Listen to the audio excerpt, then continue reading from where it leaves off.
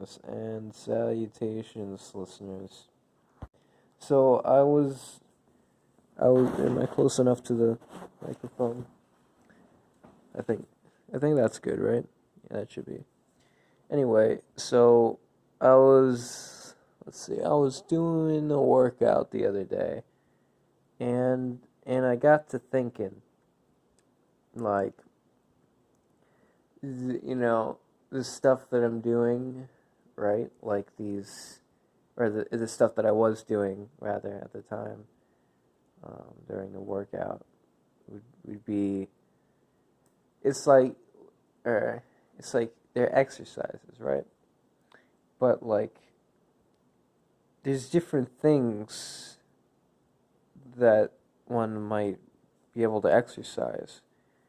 You can exercise muscles, right? Much like with the infamous conducting episode from the series premiere, I believe. Um, how there are many things to conduct. There are also many things to exercise. You exercise the muscles. You can exercise the mind. You can exercise your will, exercise freedom, exercise your rights.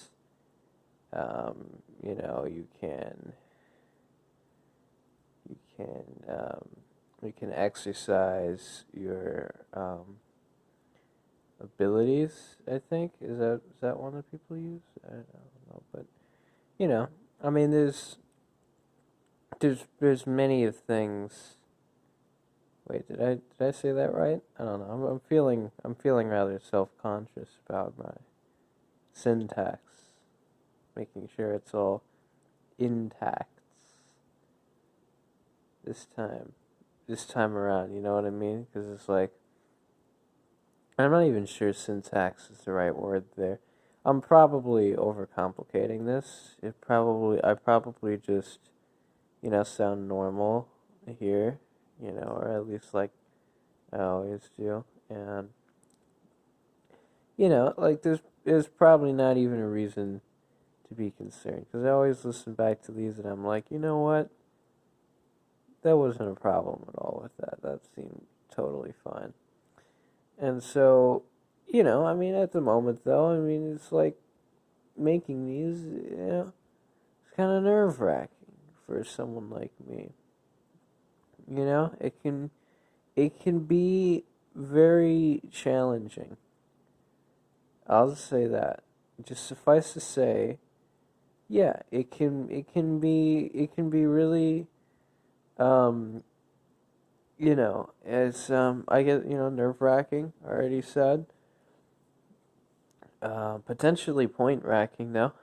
If it goes well, assuming points are a good thing in this scenario, however people pronounce that. I say scenario, but then again, I say Mario instead of Mario, so that might be it. Phonetic inconsistency, some phonetic inambiguity there, I believe, because phonetic ambiguity, I believe, is when multiple words sound similar. I believe so. Phonetic inambiguity, then, in theory, would be multiple words that sound dissimilar, which I guess then would, applying the Occam's razor principle would then dictate that the dissimilar is equal to or greater than different, right? So that means that phonetic inambiguity is well, it's what just happened there, I guess.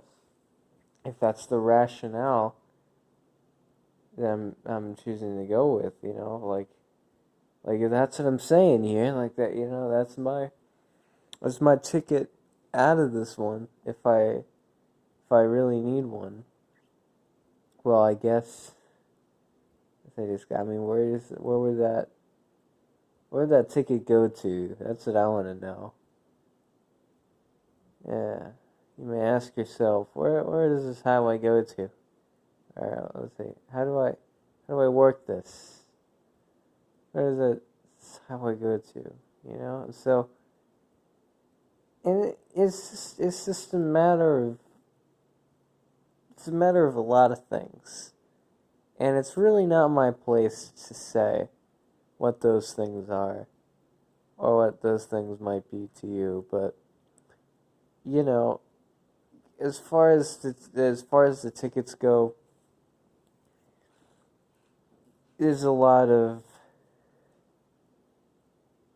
I don't want to reuse the word ambiguity, but there's a lot of mystery surrounding that term there. In terms of, I said the word term twice, and now I don't like that either. But I mean, just as far as like what I could mean by ticket, is it like a carnival ticket? Like a ticket like to go on an amusement ride or something, or is it like a ticket like is in like a citation, you know, like a traffic ticket or something, or is it maybe like a bus ticket or some kind of transportation related, some passenger transportation, like a train, right? Or like I guess boats maybe, or ships rather. But how would they be able to scan the tickets if they're underwater? Because like wouldn't the scanners like short out? Oh wait, no, it's a submarine. Yeah, I'm thinking of a submarine. That the boats and ships are on the water. They're on top. They're like above the water when you think about it. They're like the electromagnetic monorails, I guess, that just like hover. I mean, they're not, but like, wouldn't it be cool if they were? Like, you know what I mean? Like, I'm designing boats of the future right now. From what I see, is like, do you realize what we have just stumbled upon with this thing? It's like they're boats, but they're not even on the water. They're like in the sky. But I guess there should be a caveat so people don't get carried away with it. They can only hover if they're over water. Well, then again, people are mostly water, so does that mean they can hover over people? No. It has to be at least 98% water, I would say. So, yeah, and you take it over a large body of water, right? And, yeah, and you just go. And you just go with it. And you just see what happens, because sometimes there are going to be those instances in life, and just things in this world and in the other one and in the one that I'm from and the one that you're in and the one that I mean in all the worlds, I suppose, or all the ones that exist to the best of the knowledge of the collective group of consciousness of all individuals and species-based phylum, kingdom, plantae, animalia, other creatures whom have gathered and also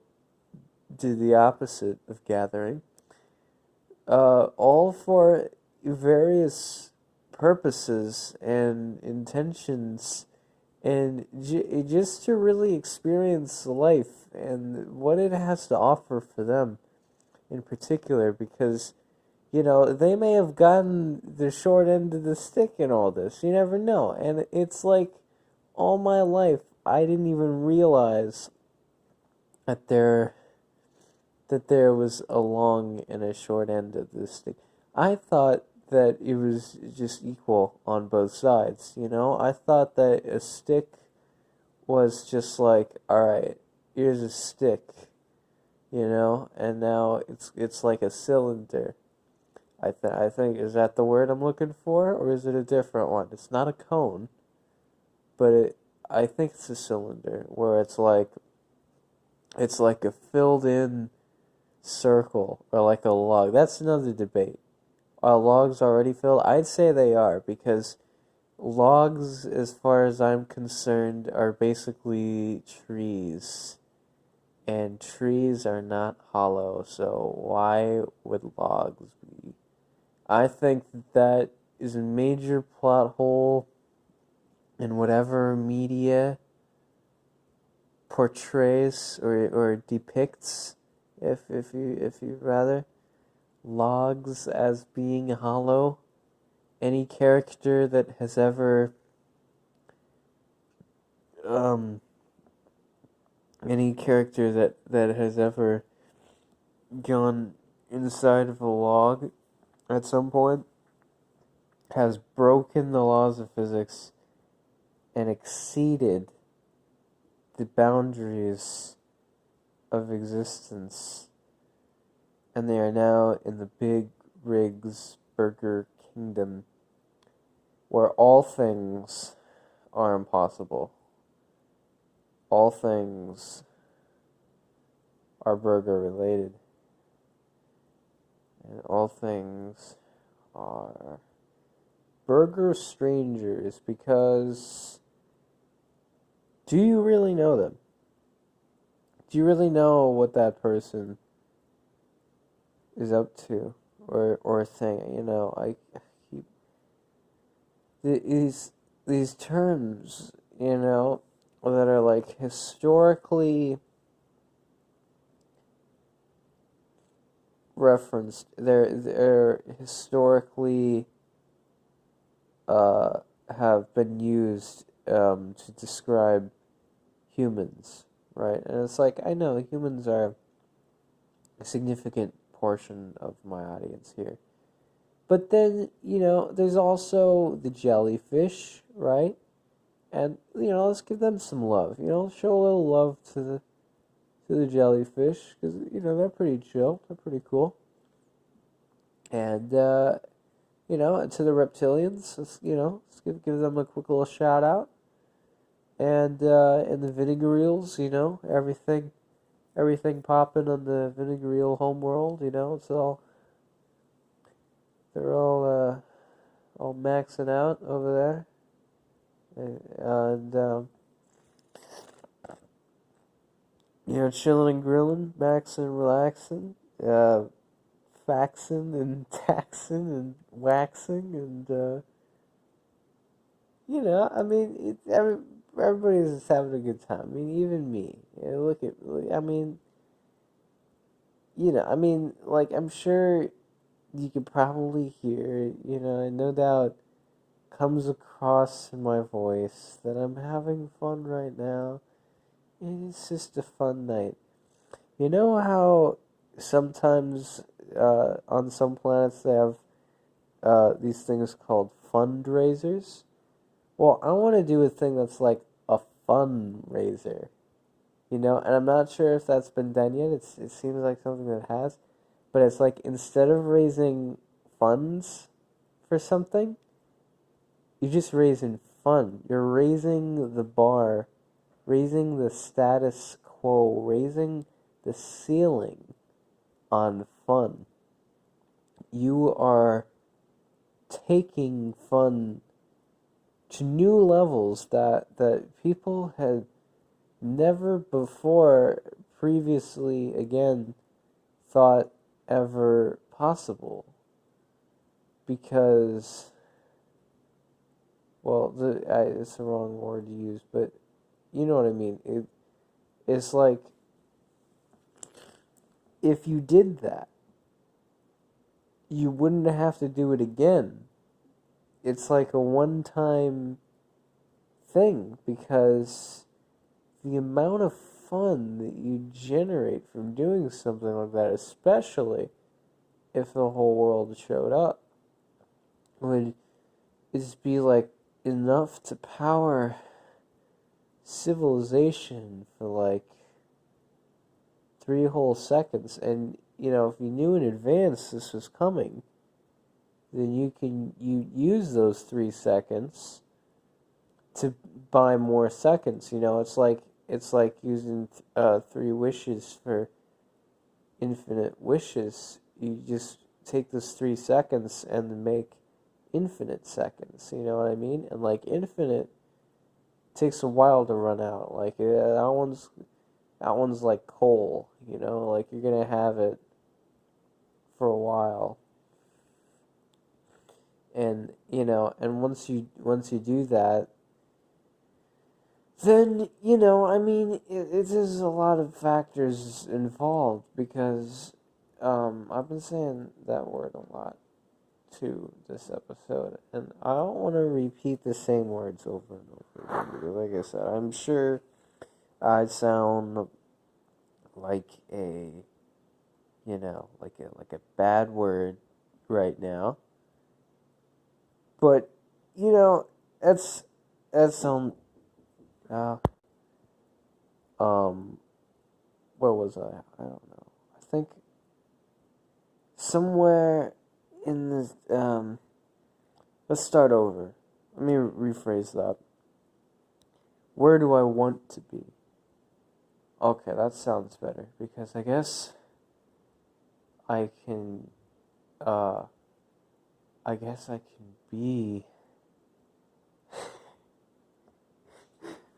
where it is because if it was right, then I mean, you gotta consider this from all angles. Cause like if you're an eel, right? Like let's suppose like, oh hey, it's Vinny the vinegar eel, right? And like, yo, what's up? I'm Vinny and I'm swimming here and I'm swimming through this vinegar and it's just I forget where I was going with that, but Vinny the vinegar eel is a real excuse me. Vinny the vinegar eel is real. Alright? Vinny is out there and wants your help to transform the vinegar eel home planet from the rundown, desolate 2-bit operation that it currently is in Vinny's point of view to being a utopian or a sub-utopian society via the slither slather movement. And now, see, the way the slither slather movement works is that I don't know how it works, but I tell you how it works anyway because it's part of my notes and they left that part out. Kind of like how I just left that part out just now. Anyway, so on to the next thing. Oh, what's this? We're getting a phone call. I wonder who it's from. Hello, caller. You are on the air. Now, who else do you think I could possibly be? I mean, the only caller it ever calls around here these days. What?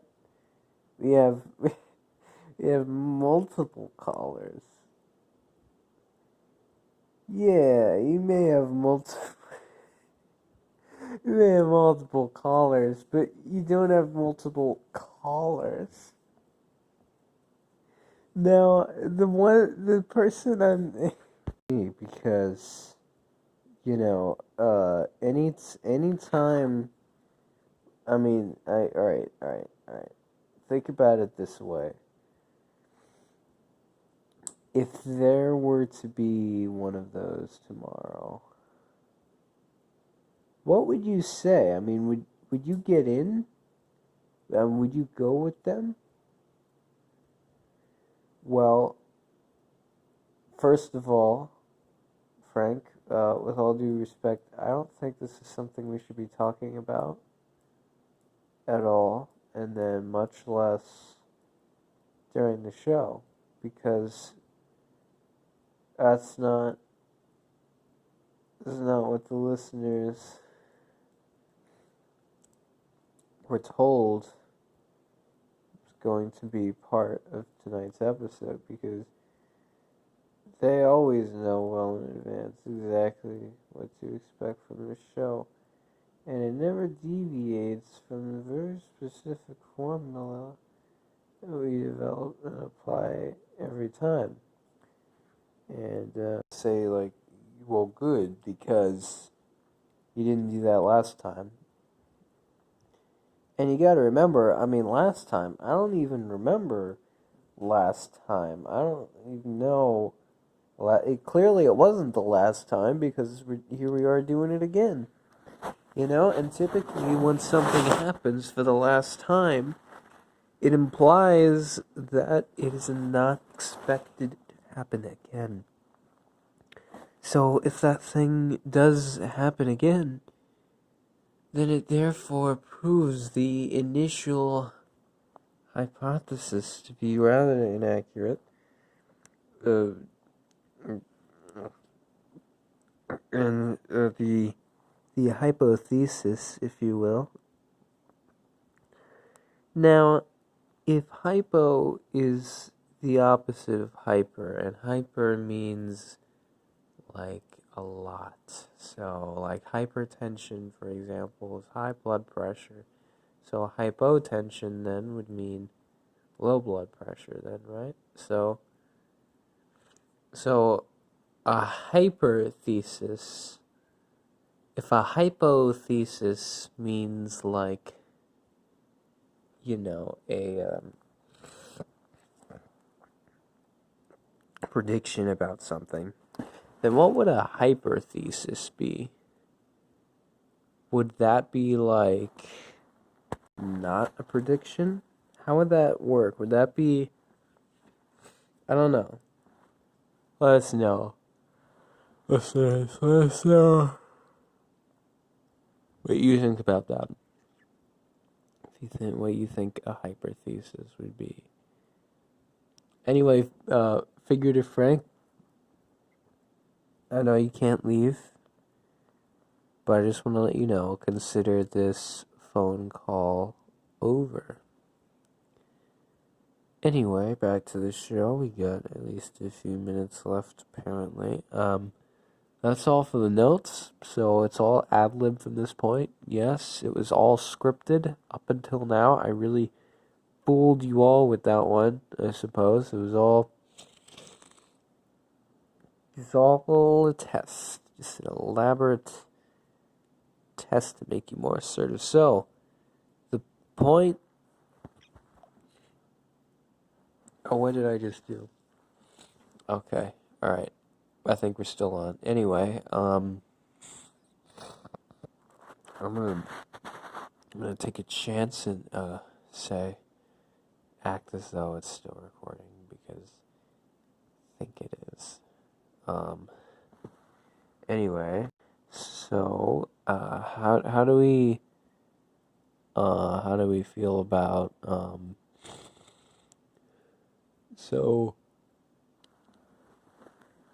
let me think here. Yawning.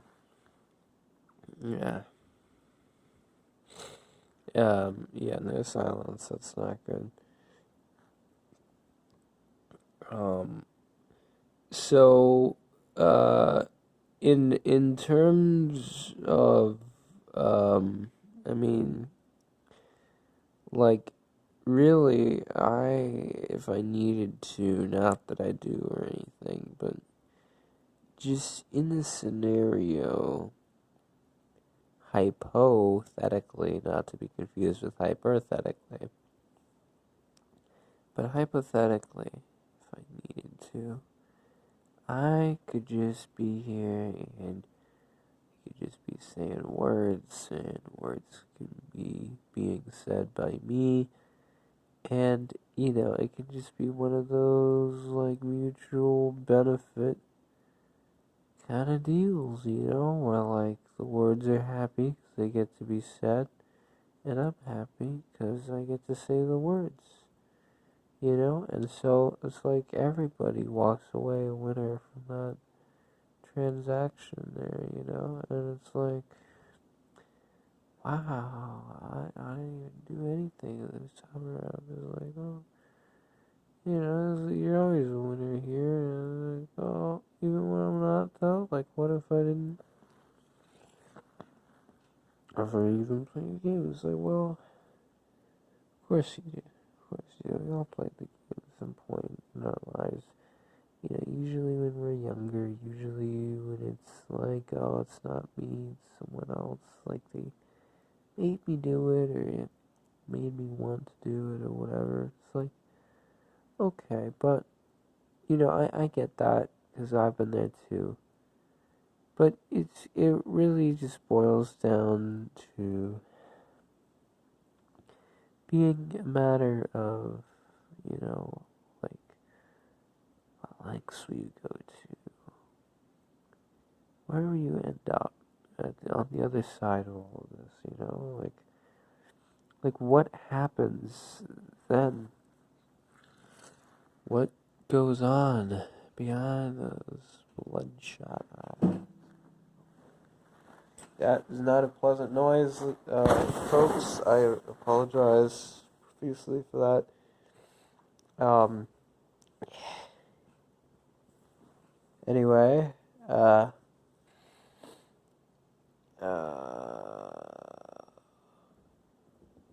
I really saw this kind of static in my mind now, so I think I'm gonna have to end this. But thanks for tuning in, everybody, and hello, greetings, and good night. Yeah, it's the new